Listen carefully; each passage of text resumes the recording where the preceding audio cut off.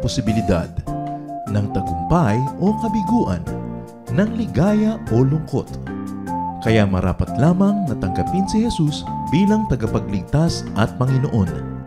At matapos yun ay panariwain ang katapatan at paglapit sa Kanya bawat araw o day by day. Ang day by day ay naglalayong umalalay sa pang-araw-araw na pamumuhay. Narito po si Kuya Ed Lapis sa mensaheng pinamagatang 5 Financial Sins and Mistakes.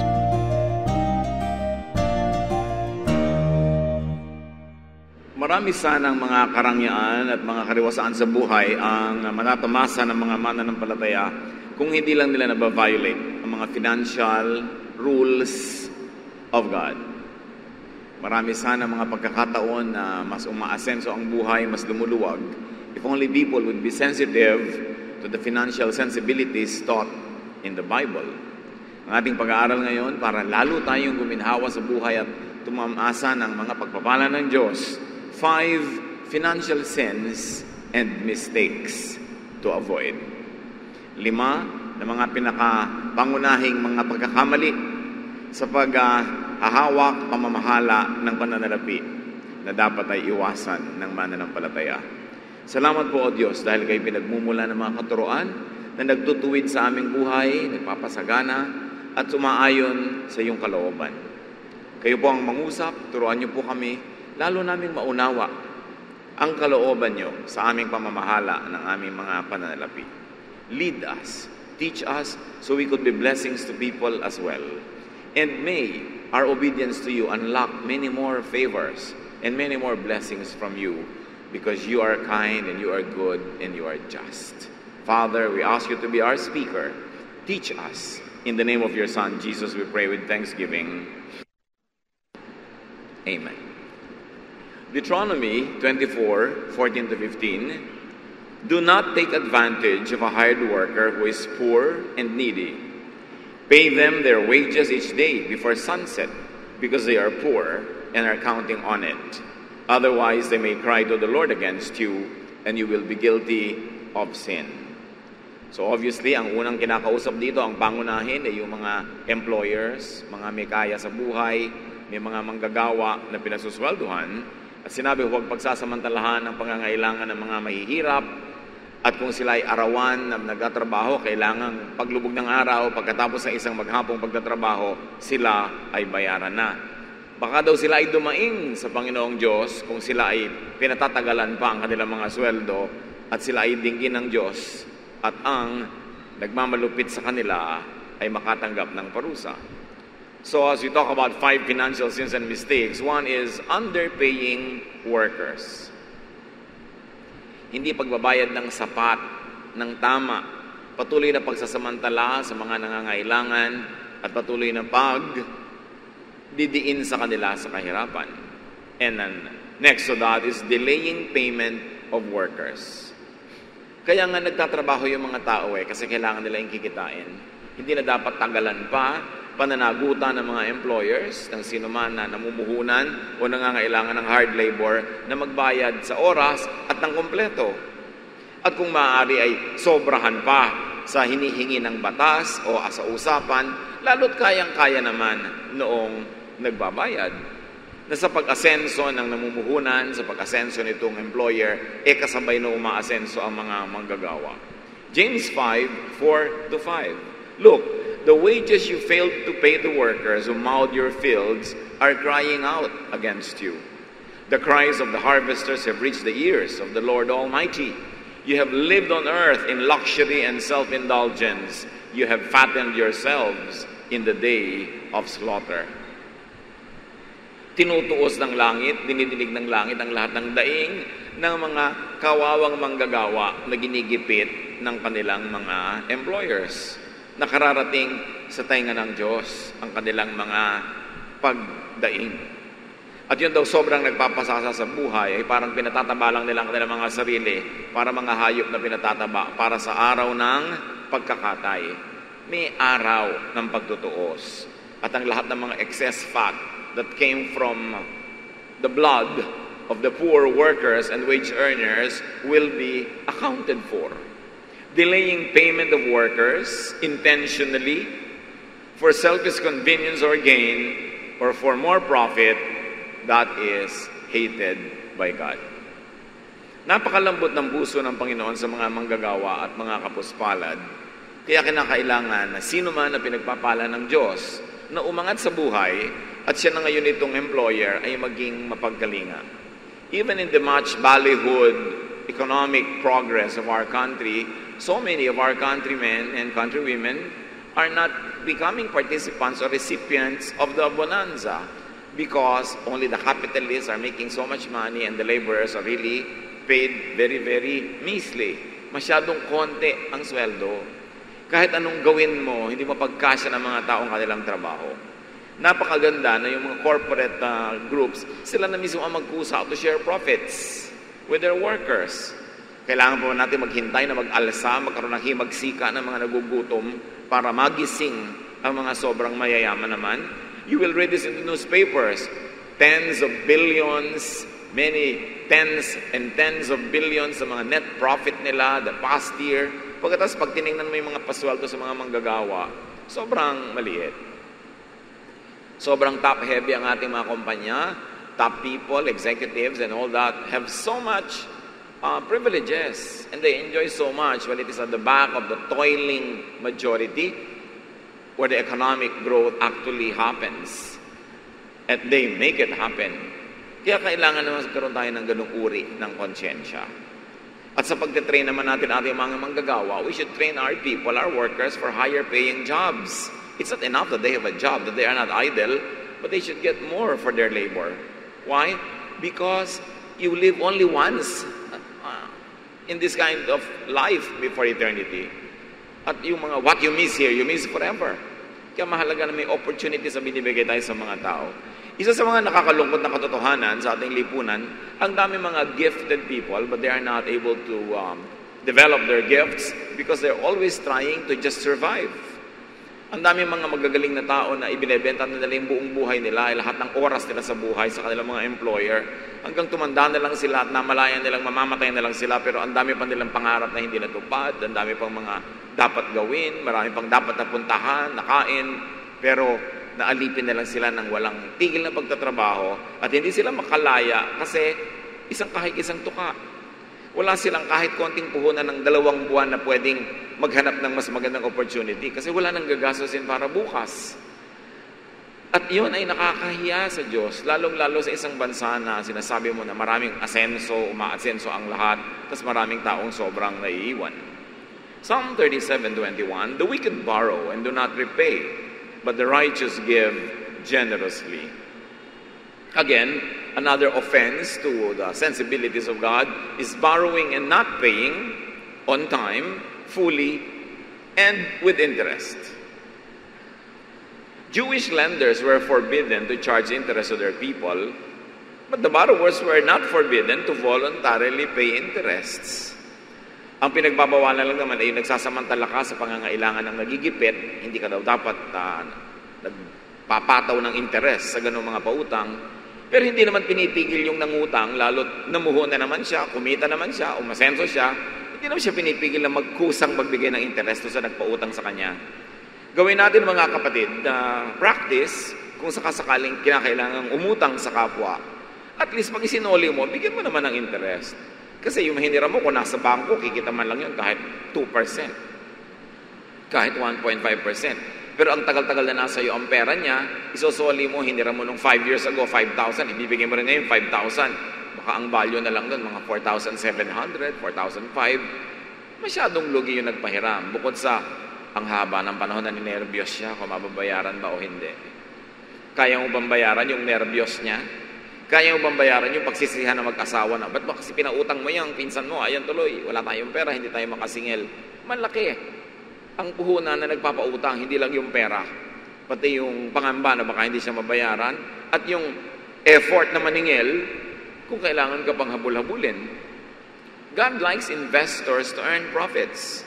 The Bible is full of stories, even stories told by Jesus, which were parables meant to give lessons, that people are supposed to make investments grow.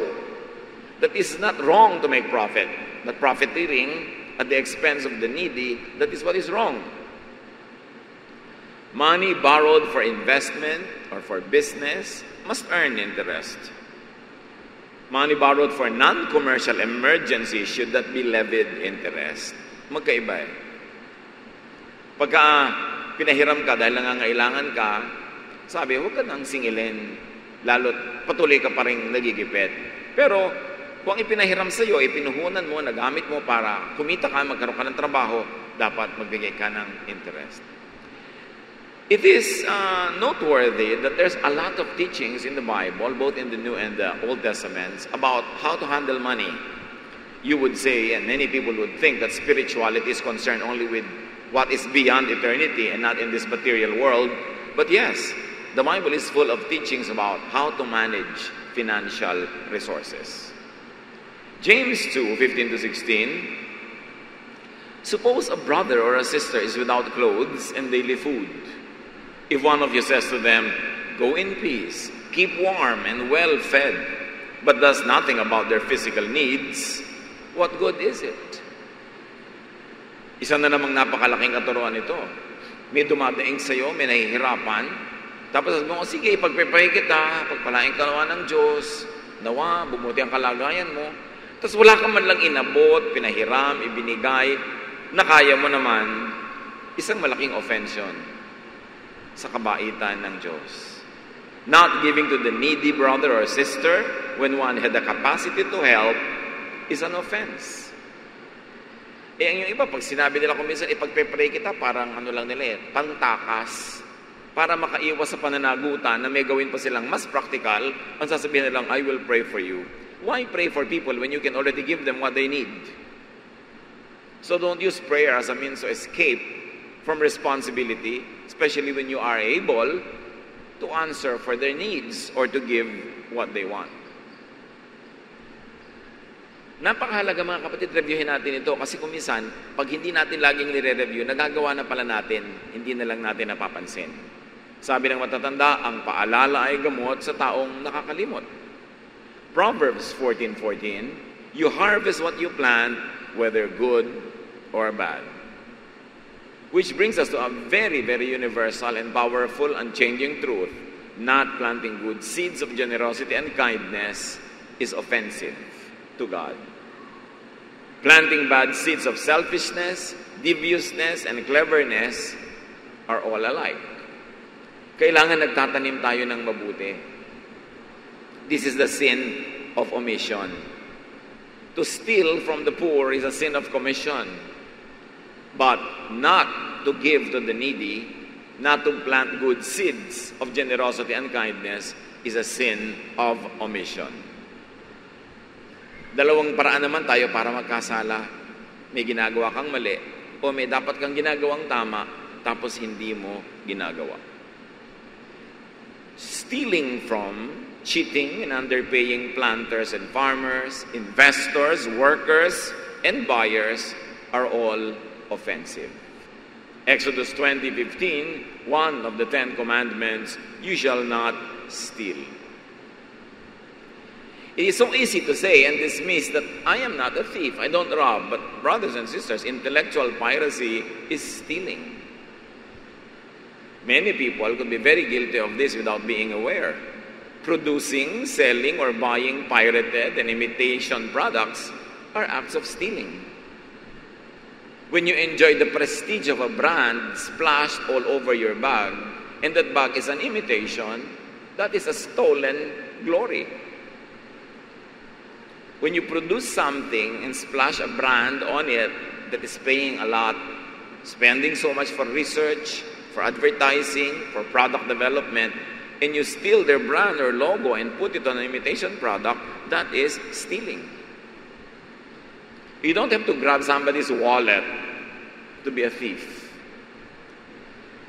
And this shade of thievery is something that many people become colorblind to. Parang white lie. There is no such thing. A lie is a lie. And stealing is stealing. Marami pa pong mga ibang forms of stealing that the people of God should be sensitive to. Plagiarism, formally or casually, stealing somebody's idea. Cutting and pasting information from the internet and putting it in your term paper without citing the sources and the references, that is stealing. Stealing credit for an idea that is not yours. Adultery, of course, is a form of stealing. Stealing somebody's spouse. Defamation, ruining people's reputation, is stealing their honor, their dignity. We could be so guilty of so many forms of stealing if we are not aware. Kung minsan nagtataka ka, bakit ang hirap-hirap ng buhay, ang sikip-sikip ng wallet, ayaw pasukan ng pera, bakit ang hirap-hirap pumasok ng kabuhayan, bakit hindi ka magtagumpay, yung pala guilty tayo ng maraming mga financial offenses. And of course, these financial offenses will not only stop blessings from flowing into your life, but will also prevent you from being a blessing to people. So both ways, you lose. At maraming mga tao, kaya kailangang i-reviewin ang mga bagay na ito pala ang bara, kaya hindi sila nabe-bless. Kaya pala, kahit ang daming perang pumapasok kuminsan sa kanilang bulsa, labas at labas din, wala ding natitira. Kasi hindi natutuwa ang langit sa kanilang paraan ng paghawak sa pera. Laging may nalalamangan, may nananakawan, may nakakawawa. Stealing from the rich or from the poor are both wrong. But stealing from the poor, especially by the rich, are infinitely more sinful. Minsan kitang-kita natin yung mga magnanakaw na nangaagaw ng bag sa kalsada, kumukupit ng mga toothpaste sa mga tindahan, pero hindi natin nakikita yung mga professional na ang yayaman na sobra palang nagnanakaw. Of course, tax evasion is a form of stealing. When you make your fortune in this country and avoid paying correct taxes, you're actually stealing from the people who should benefit from the taxes that are earned from your business that flourish in this land. But according to studies, the biggest tax cheaters are the rich. They can hire a battery of accountants and lawyers to find ways and means so that at the end of the day, they don't pay the tax. And then our workers are heavily taxed. Hindi mo pa nga kinikita, may tax deduction na. Importante, masamang magnakaw, pero lalong masamang magnakaw sa mahirap at ikaw yung nagnanakaw ay mayaman. Proverbs 20 verse 10, two things the Lord hates are dishonest scales and dishonest measures. Siyempre, sa biglang tingin ang pinag-uusapan, mga timbangan sa palengke. Ayaw daw ng Diyos ng madayang timbangan. Bumibili ako, nagbabayad ako sa iyo para sa 1 kilong karne, pero ang nakuha ko lang pala kulang dahil madaya ang timbangan mo. The Lord hates it. Dapat kung ano ang binabayaran, yun ang makuha na produkto o service. When clients are not able to get what they are paying for, they are being stolen from. Basta dishonest ang measures, ang numbers. So, ganun yung pag-cheat ng mga numbers sa taxes, numbers na dapat bayaran. Kung ang mga tao lang nagbabayad ng tax lahat, ang dami-daming pera dapat ng gobyerno. At kung hindi nanakawin ng mga nangangasiwa, dapat ang luwag-luwag ng buhay ng Pilipinas. Pero wala. From the taxpayer, to the tax collector, to the disbursing officer, to those who are handling the money, may nangyayaring thievery. And at the end of the day, all of us suffer. Lahat na dadaya. Kaya kailangan maingat. Maingat ka sa pagbabayad ng mga dapat bayaran. Commercial and numerical cheating, not giving in full what buyers pay for or deserve, is sinful and hated by God. Yung nandadaya sa mga bilang, sa timbang, sa quality. Bibili ka ng karne, ba't kaya namamaga ito? Tinuturukan pala ng tubig para bumigat. Kung ano-anong klaseng mga pandaraya. Mga karne na hindi na mabili, ang luma-luma na, bigla lalagyan mga kulay na mga strong, mga taste. Ibebenta as kung ano-anong processed meat. Kinakain mo, yung pala, bulok na. Pandaraya. Hindi ka naman nagsabing, pabili nga po ng bulok na karne. Pero nadideceive ka ng kulay, nadideceive ka ng mga lasa. So, ang nabibili mo, hindi yung binabayaran mo. Product weight, quantity and quality, undeserved grades, for instance, dishonest numbers, all of this are forms of thievery. Pagka nagnanakaw ka ng grade, nag-cheat ka lang pala, hindi naman talaga dapat mataas yung grade mo, that is thievery. Lahat ng dishonest numbers. At magtataka ka, ang daming teaching sa Bible about numbers. Meron po ang isang book, ang tawag Numbers. Mahalaga ang numbers sa Diyos. At dapat din nating bantayan yon. We can go on and cite so many examples, but that should be enough. What we have should be enough to make us sensitive again to the things that we might be getting desensitized to. Pagka maraming gumagawa, parang tama na parang pwede na. Pero remember, may accounting na ginagawa ang langit. May pagsusulit. And God is just. Good is rewarded. Bad is punished. Commercial, financial, and transactional unkindness, dishonesty, cheating, and stealing are sins that God hates, that the guilty pay dearly for. Maraming uri ng pagnanakaw na hindi kinakalugod ng Diyos. Halimbawa, yung sinasabing pagnanakaw sa Malakay 3, 8-10. You people are robbing me, your God. You are robbing me of the offerings and of the 10% that belongs to me. I am the Lord all-powerful, and I challenge you to put me to the test. Bring the entire 10% into the storehouse so that there will be food in my house. Then I will open the windows of heaven and flood you with blessing after blessing. This kind of teaching sometimes draws very emotional reactions to people, especially to those who don't want to obey it.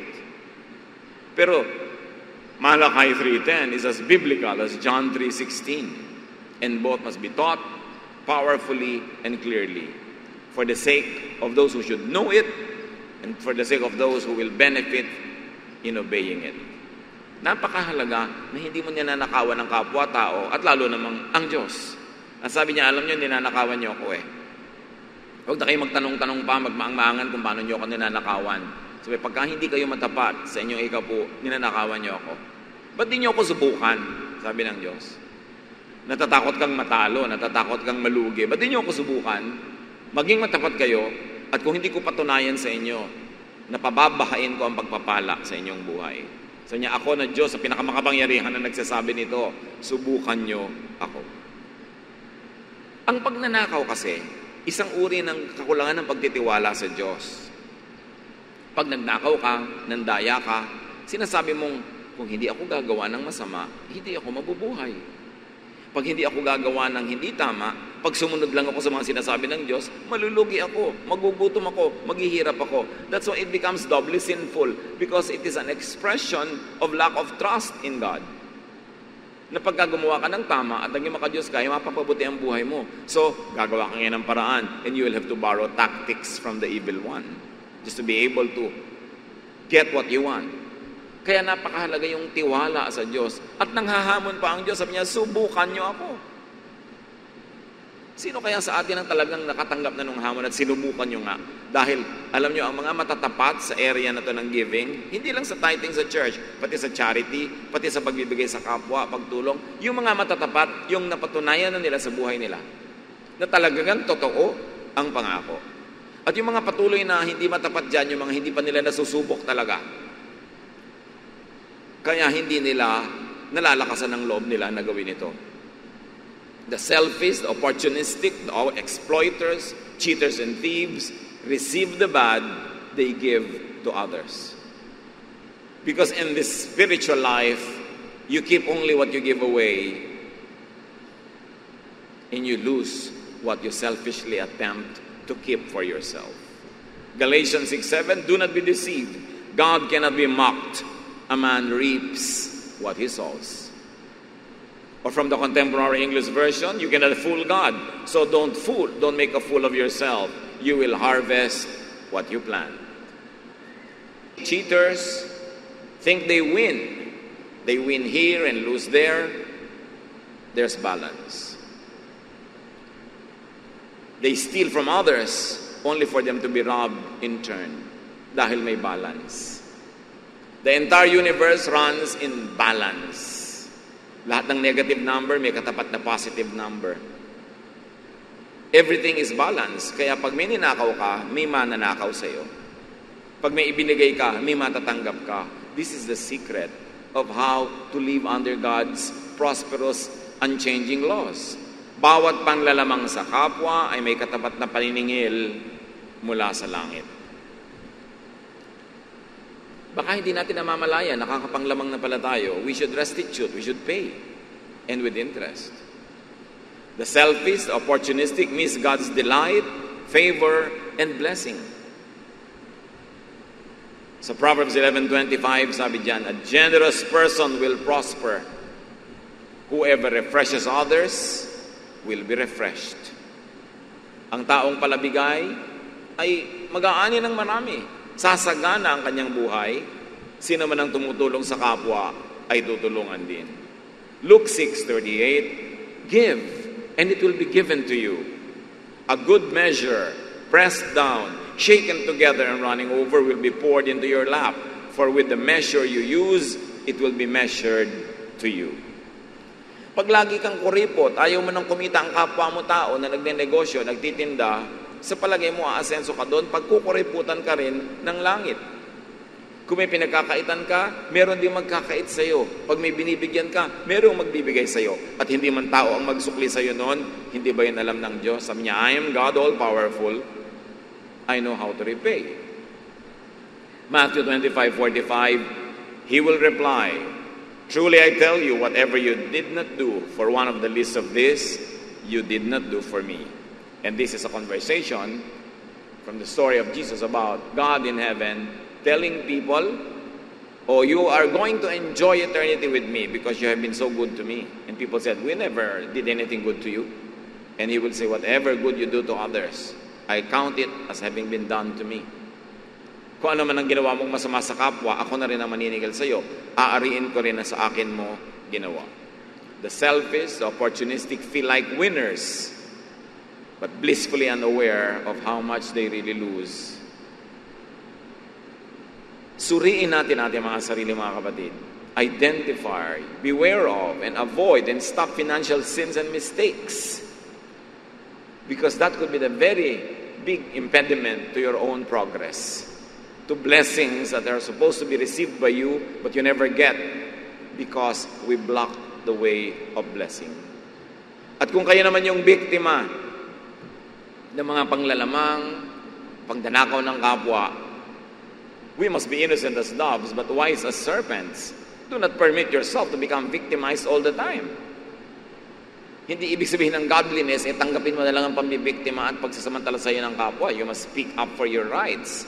You must speak up for what you have already earned. Kung hindi ka binabayaran, kailangan maningil ka. Kung nagpautang ka, hindi nakakahiyang maningil, lalo't kinakalimutan niya ang kanyang singil. Kuminsan kasi sa sobrang bait natin, nagpapaapi na tayo. Remember, be innocent as doves, but be wise as serpents.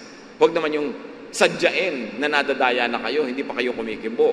Huwag niyo namang sadyain na halos pumayag kayo na apihin at kawawain at hindi mabayaran sa mga dapat sana ay babayaran tayo. God is just, and to seek justice is not an ungodly thing. Kailangan na may katwiran, may katapatan, at may umiiral na hustisya sa ating buhay. Mga kapatid, napakaraming pagpapala ng Diyos. Kung gusto tayong pagpalain ng Diyos, sino naman ang nakakapigil sa Kanya? Pero kung ayaw niya, at lalo kung tayo ay naglalagay ng bara, sino ang makakapilit sa Diyos sa pagpalain tayo kung lumalagay tayo sa lugar na sinasabi na niyang, hindi ko pagpapalain ang ganyang uri ng pamumuhay? Think. Mag-isip tayo, baka meron tayong mga utang na nalimutan na. At dahil hindi na kumikibo yung pinagkautangan natin, buong puso na nating nilimot. Dapat sa abot ng ating makakaya ngayon, magbayad. Kahit partially, kahit konti, kahit bahagi. And never forget to acknowledge, may utang ako sa iyo, may kulang ako sa iyo. Hindi ko palang kayang bayaran ngayon, pero nasa isip ko yan. Lagi niyong ipapaalala. Kasi nakaka-nervous talaga yung baka nakalimutan. Noong umutang. Siyempre yung nagpautang, hindi niya malilimutan yon. Ang nakakalimot lagi yung umutang. No? Tapos pag siningil mo, galit pa. Kung saan kumukuha ng lakas ng loob na siya patong magalit. Samantalang sa oras ng kanyang pangangailangan, siya ay pinagbigyan, siya ay tinulungan. Sa ating business dealings at sa mga employer natin, kung hindi man kayo makapagbigay ng increases na regular, once in a while, every season na malaki naman ang kita ng kumpanya, at hindi man magbigay ng kahit periodic bonuses, malaking bagay sa mga kukunti ang pera, yung kahit konting pera lang. Malaki yun. Kaya importante na to always share. One of the greatest proofs of godliness is kindness to other people. Godliness is not measured by the verses we memorize, by the volume of verses, kundi gaano nagiging mapagmahal tayo. Gaano tayo nagiging honest sa ating mga dealings at gaano tayo nagiging mapagbigay. This is the way to blessing. You plant, so you harvest. Dear God, we ask you, speak to us privately. Ipakita niyo sa amin, Panginoon, ang kalagayan ng aming puso when it comes to handling finances. Kung kami ay mga mabait, matapat na mga employer at employees, dahil bilang mga employee, pwede rin kami ang magnakaw. Sinusweldohan kami, pero hindi kami nagtatrabaho ng ganap, ng kumpleto, ng buo. O pwedeng literally nananakawan namin ng aming mga employers. Ipakita mo kung saan kami nakatayo. At sino man, Panginoon, ngayon na nakalagay sa isang lugar na talaga namang napakaganda, hindi nandadaya, nagbabayad ng mabuti, hindi nagnanakaw, salamat sa ganung uri ng spiritualidad. Dalangin namin ang lahat ay mapunta doon at manatili sa ganung blessed situation. Pero sa kung may mga anak ka na nakikita mo ngayon, Panginoon, na may pagkukulang sa ganitong bahagi ng buhay, soften our hearts. Teach us to be submissive to your will. Teach us to apply your word even in areas where we will be inconvenienced or we will pay a financial price. Turuan mo kami, Lord, na maging makadiyos, banal, sa lahat ng larangan ng buhay namin, kahit doon sa mga parte na parang magmumukha kami magagastosan. Turuan mo kami na yung dapat bayaran, bayaran. At yung mga dapat magbayad, ay magbayad. Teach us. Pagbulay-bulayan natin ng mga kapatid, ng mga simpleng katotohanan na ito, na maaring maging paraan upang ang pagpapalang gusto-gustong ibigay ng Diyos ay dumaloy ng malaya sa ating buhay. Lord, as your people ponder these words, simple but very practical, teach us to show that we love you, that we are your people in this day-to-day ways, Lord, in the way we handle our finances, in the way we deal with people. Teach us. Let's be silent before the Lord and ponder these important issues of daily life.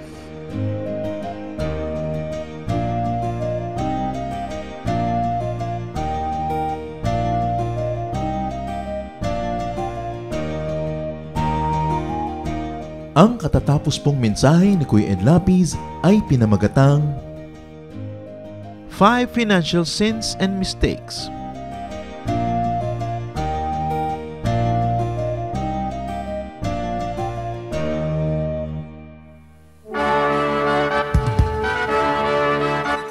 Halina't sama-samang sumamba at magdiwang sa Day by Day Jesus Celebration kasama si Kuya Ed Lapiz. Bulwagan ng Panginoon PICC, one Sunday a month, Philippine International Convention Center, Rojas Boulevard, Pasay City. All other Sundays sa mga Day by Day mini bulwagan ang pagtitipon. Para sa buwan ng Disyembre, gaganapin ito sa December 8, 2024. 8 a.m. ang First Jesus Celebration, 10 a.m. naman ang Second Jesus Celebration. Para sa iba pang detalye, bisitahin ang ating official Facebook page, Day by Day Friends.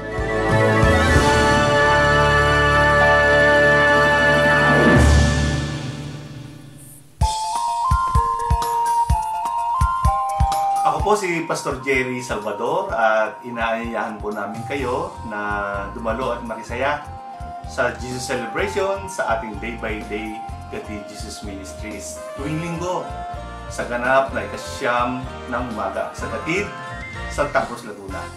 Para po sa dagdag detalye ng schedules at lokasyon, narito po ang mga contact details. 0915-655-0756 at 0921-411-0987. Pwede rin po ninyong bisitahin ang aming FB page, ang Day by Day Gatid Jesus Ministries. Halinang ipagdiwang ang Panginoong Jesus.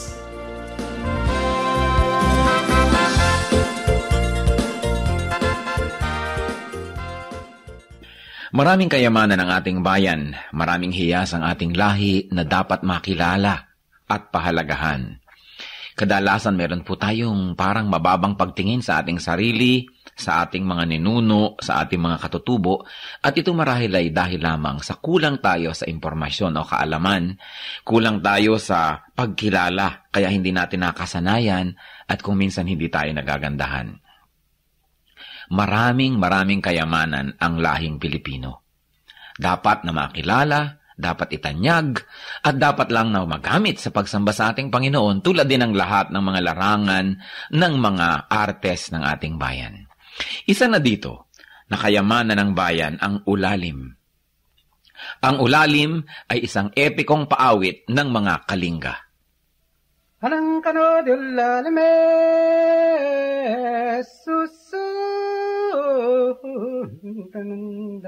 tatong si anan kinang nakuha nakampot ko.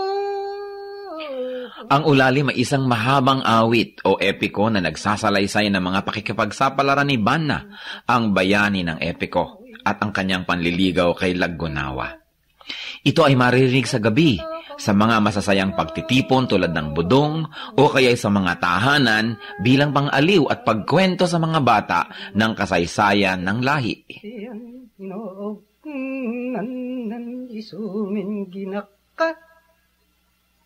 Awet kad nang ngayon nyo kanda. Ang ulalim ay binubuo ng mararaming kabanata na naglalahad ng katapangan, katalinuhan, kagitingan at kakisigan ng bayani. Ang ulalim ay tulad lamang ng maraming mga epiko ng Pilipinas. Ilan na dito ang Biyag ni Lamang, Darangin, Ambahan at marami pang iba. Anang kano dito nga lipos kulit tongnyat pwedong iso. At ang ulalim ay inaawit. Ang awit ay isang paraan ng pagkanta. Kadalasan sinasabi natin, umawit ka, ibig sabihin kumanta. Ang awit ay isang uri ng pagkanta na parang pakwento na hinahagod ang mga tunog na parang pasyon. Ang pasyon ay isang awit. At ito isang napakatandang uri ng musika sa Pilipinas. Magpahanggang ngayon ang mga makabagong mga awit o musikerong Pilipino kapag sila lumilikha ng mga tunog, kahit hindi nila sinasadya, sila ay napapaawit, humahagod, at ang pag-uri ng pagkanta ay kumukulot-kulot ang mga letra na paraan ng pag-awit ng mga katutubong Pilipino.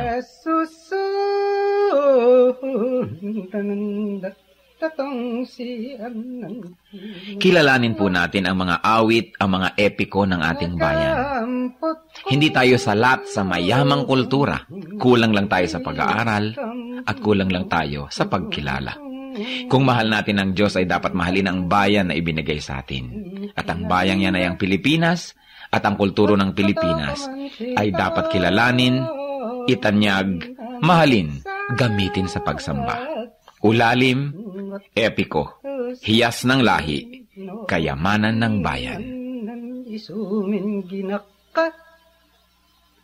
Awet kad nang ngayon nyo kanda.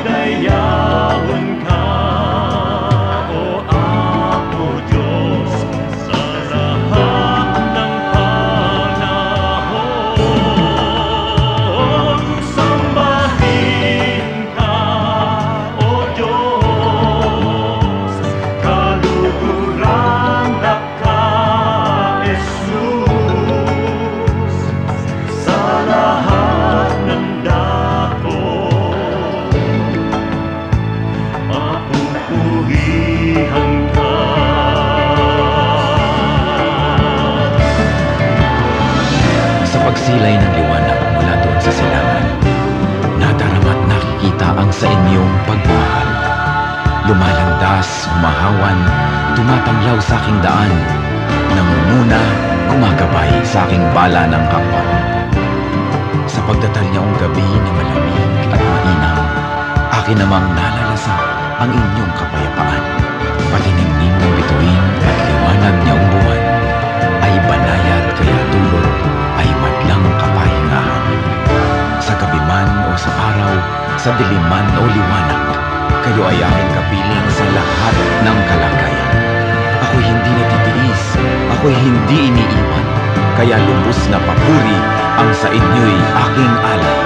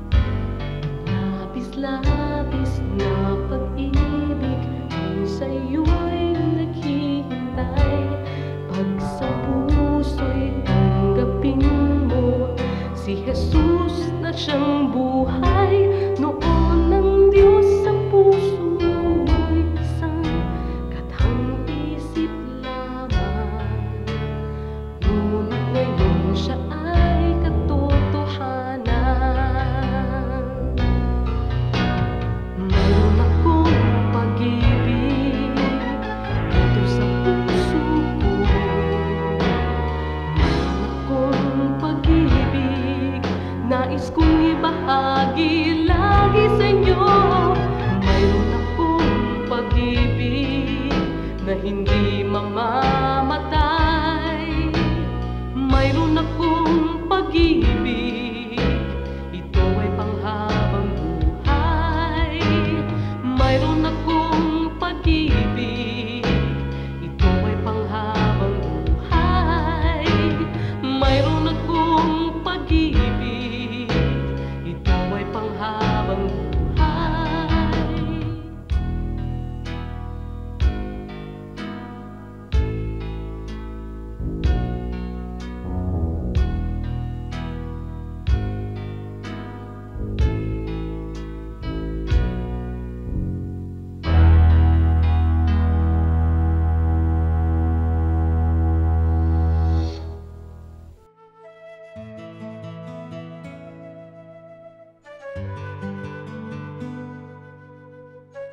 Bakit hindi naaalagaan ang mga lumang bahay?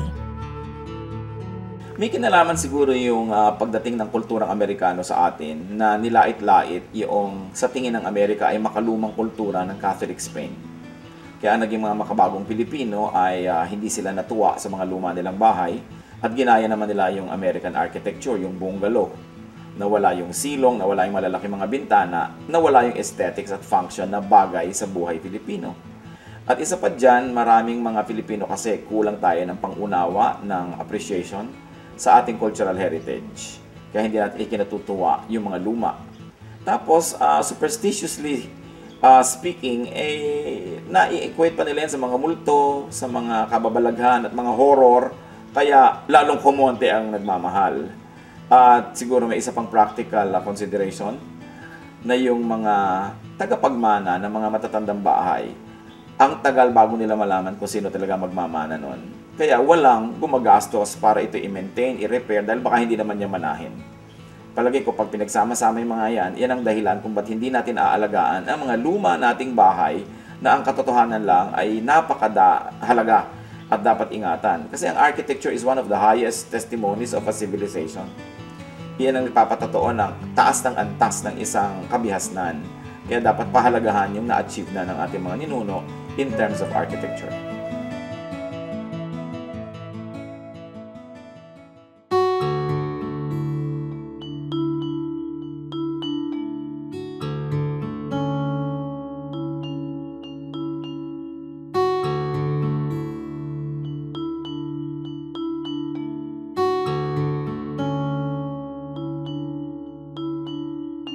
Pagmamahal mo sa akin, o kahirap maliri. Dating sarado ang isip kay kitig. Mulian kang nakilala, ang pananaw na wasto. Unawa sa kapwa-tao, nais mo.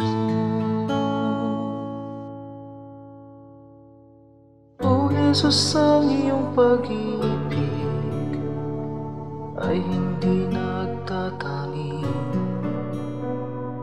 Puso ko ay nagpupuri, tingin pagluwalhati. Sa paglakbay sa aking buhay, di na nga maliligaw. Puso ko man maging isip, tigib lagi ng pag-ibig.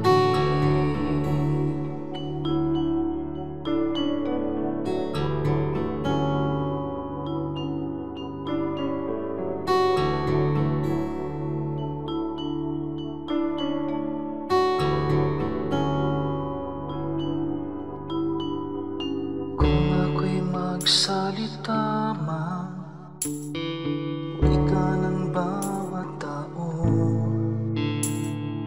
Kung pag-ibig ay wala, tila batingaw. Ang dalisay na pag-ibig ay mapagpahinuhod at hindi na nagkukulang kailanman.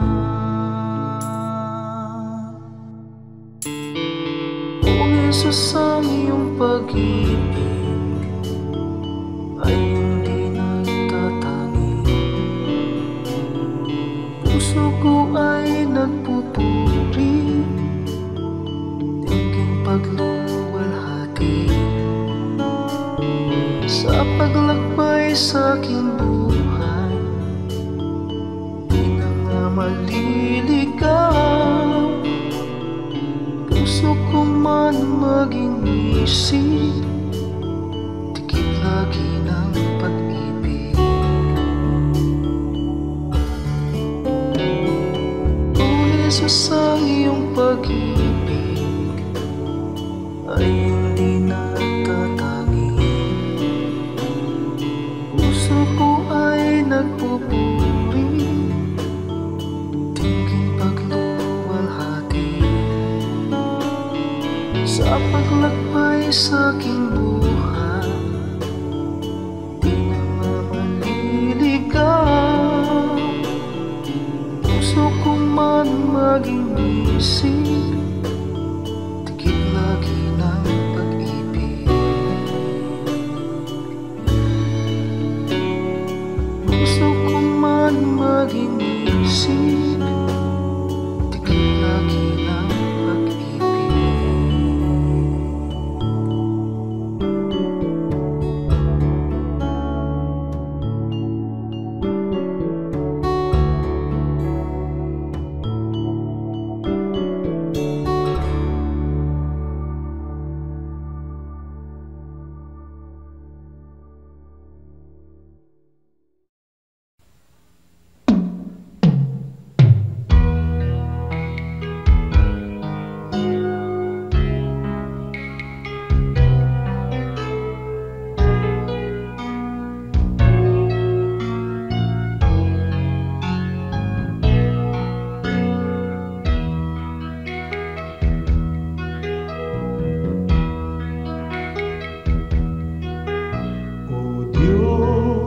Ang dalangin ko'y iyong tanggapin, na maging karapat-dapat sa iyong paningin. Kung may pag-aalinlangan ang aking paniwalaan ay ikaw. Ang kailangan ko'y iba yung lakas upang di ko natahakin ligaw na landas sa pagpaparot parito. Sa ulat bagyo'y hindi magbabago.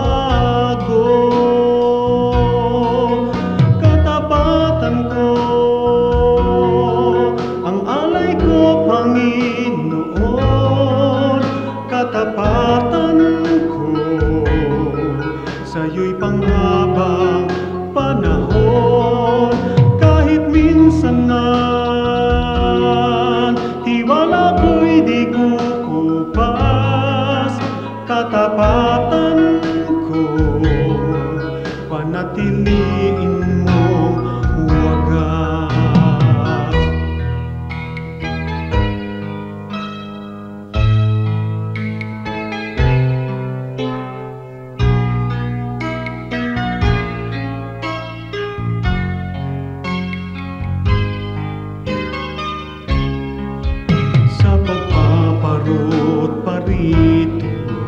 Sa ulat bagyo'y hindi magbabago.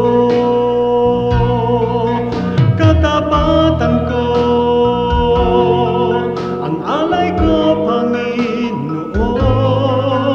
Katapatan ko sa'yo'y panghabang panahon. Kahit minsan man tiwala ko'y di kukupas,